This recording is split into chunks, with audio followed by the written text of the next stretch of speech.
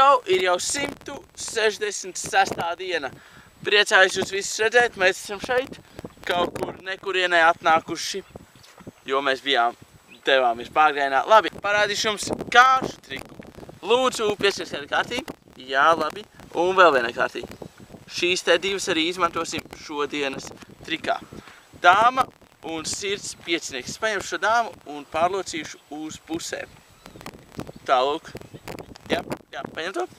Un es paņemšu šo te piecinieku un pārlocīšu šādi uz pusēm. Un es paņemšu piecinieku un ielikšu iekšā dāmā. Lūk šādi, jā.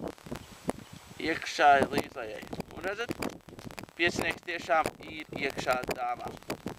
Tas skan diezgan īpatnēji. Labi, es paņemšu. Un skatieties, mazliet burvi puteklīši, burvi uzpūdiens un dāma apgriezās otrādi. Redzat? Un tā apgriežās. Apgriezās otrādi. Skatieties. Redzat?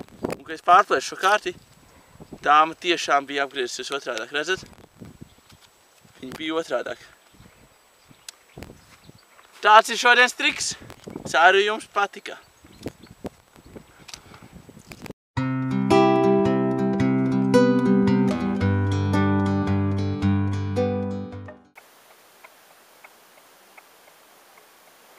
Tikko atnāca īziņa no nepazīstama numura ar tekstu Čau, atpazini?